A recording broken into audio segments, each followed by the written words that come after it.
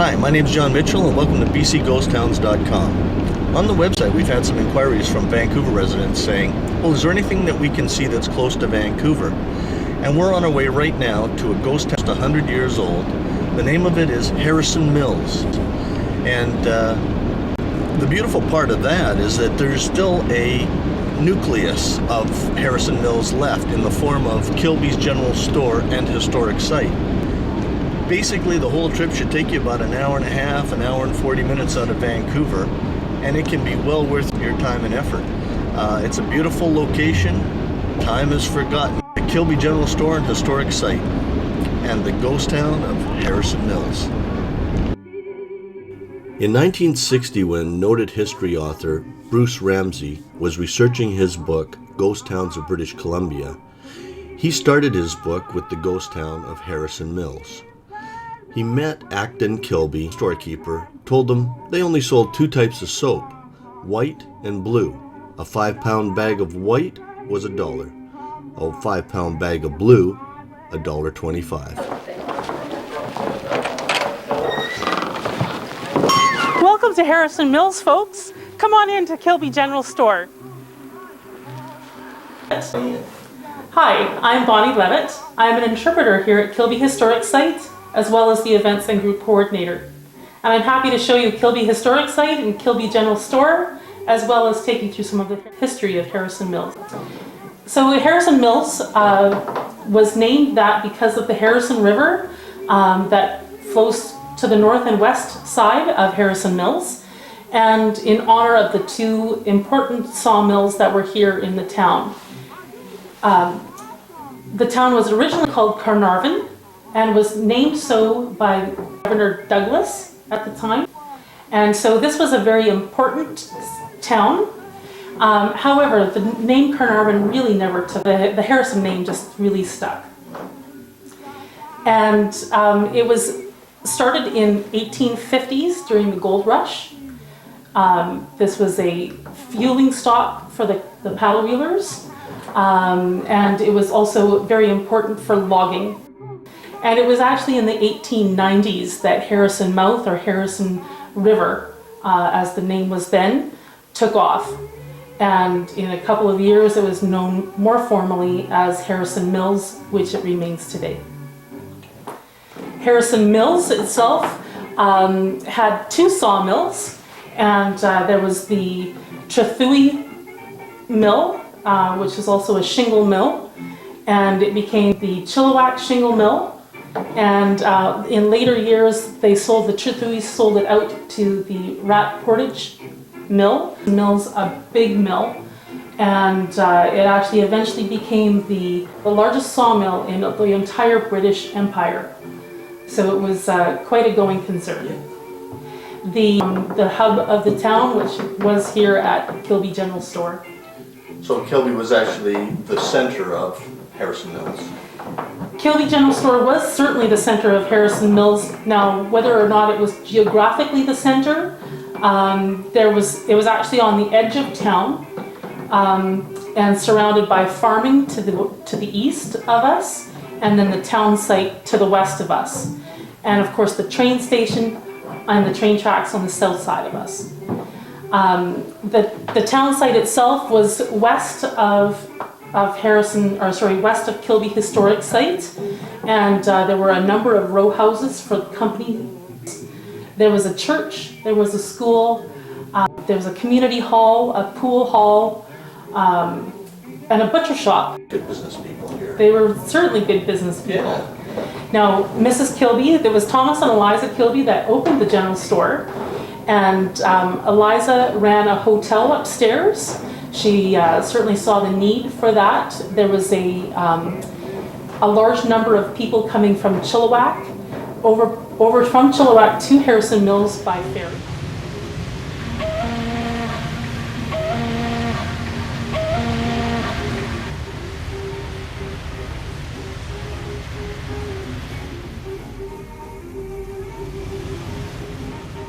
And they would take the train into Vancouver or points east from Harrison Mills. As the CPR, or the Canadian Pacific Railway, went through in the 1880s, And there was no train on the south side of the river until 1911 when the BC electric train went through. So it was a few years after that, it was 1914, that the hotel upstairs finally closed. It was Acton and Jessie Kilby that ran the store after Thomas and Eliza retired. And that was in 1922. So Thomas and Eliza retired in 1922 and Acton and Jessie took it over. And Thomas and Eliza retired to a cottage that was moved into the site from Mission. And Acton and Jessie lived upstairs with their family of 4 children. And after Acton and Jessie moved to the cottage, then they turned upstairs into a boarding house. So it did reopen, but as a boarding house instead of a hotel. So it must have been a pretty sleepy place in the 20s. Well, in the 1920s, it was starting to close up a little, but its heyday was actually in the early 1900s, from 1890 to about 1917. And during that time, it was there was approximately 500 to 1,000 people that lived here in town. There was 250 workers at the Rat Portage sawmill, and upwards of 100 or so that worked at the Harrison River Mill as well. Then there would have been their families, there would have been a minister, a school teacher, and several other people in town as well. You know, during Prohibition, if you asked for certain items to Jessie, it meant different items to Acton. You know, rumor has it that a case of axe handles to Jessie was a case of axe handles, and a case of axe handles to Acton was a case of beer. But that's only rumor. It's never been substantiated.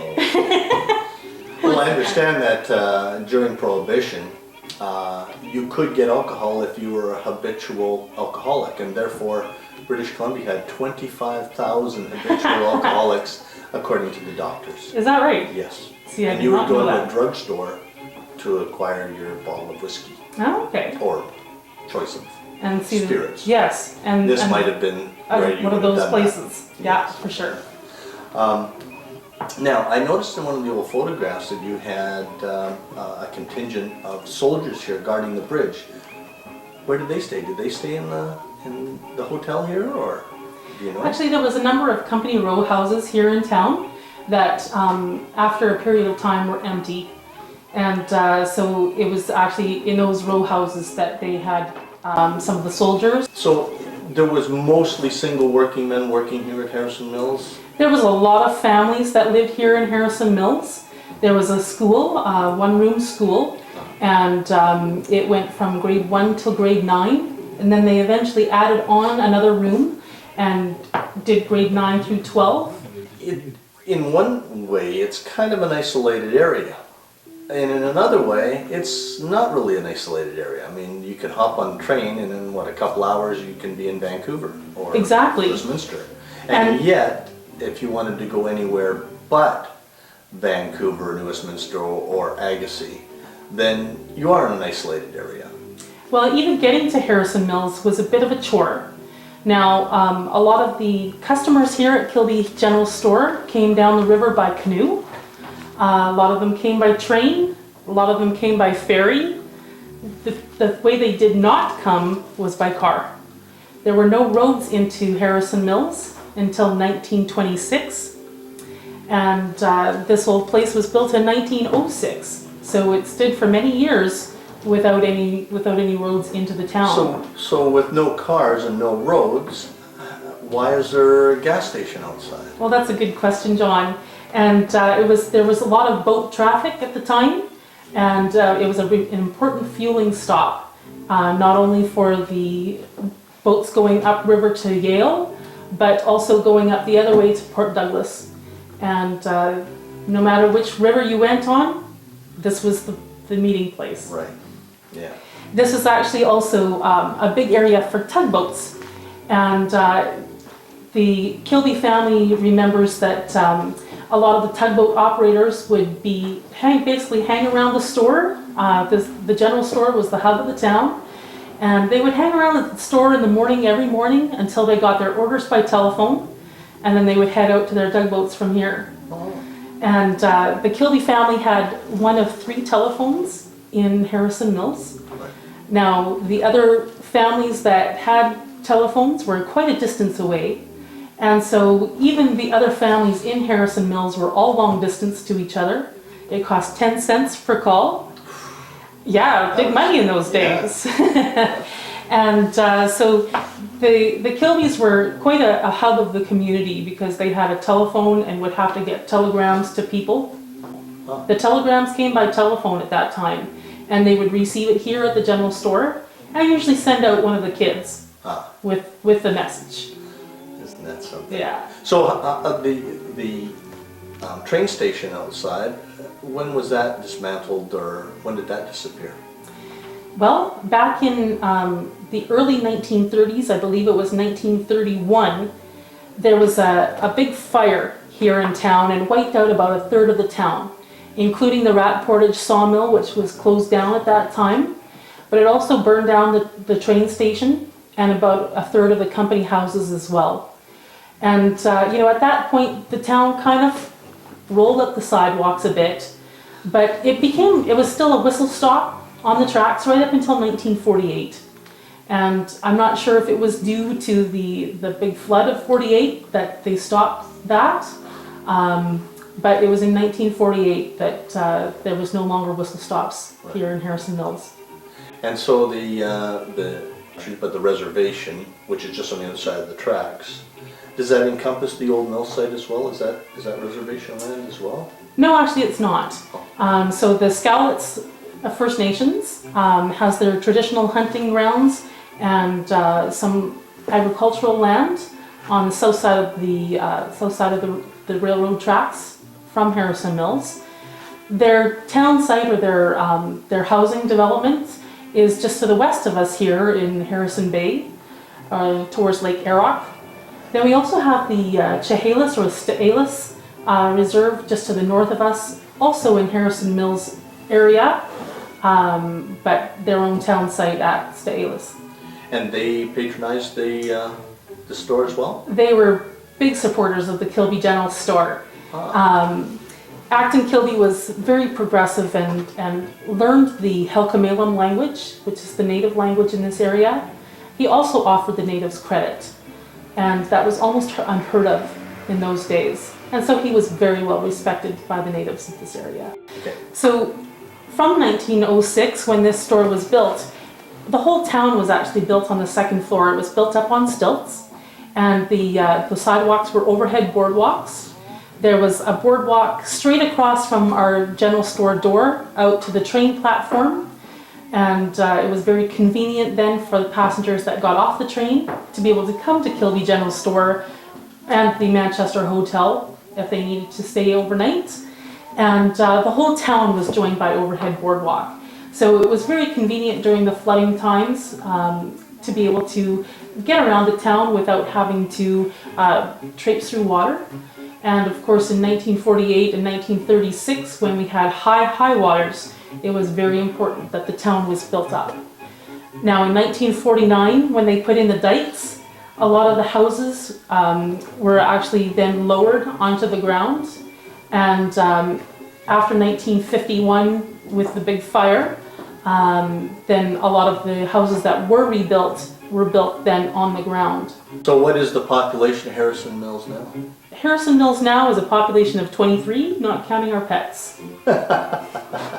So, Acton was never really a wealthy man with this operation. It was more or less, what, a labor of love, or the fact that he was an important man to the people around here?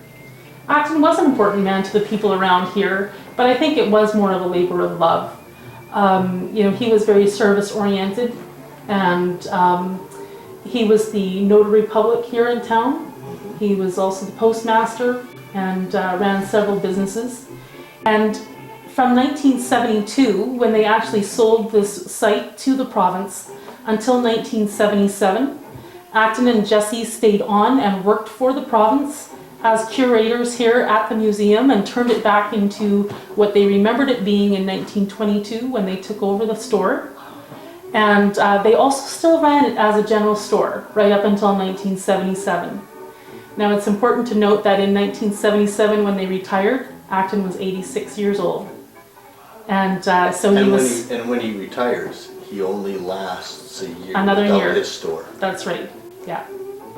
And who knows, if he maybe would have stayed, he'd Oh, still you be never here know. today. That's right. Acton is still here today. Yeah.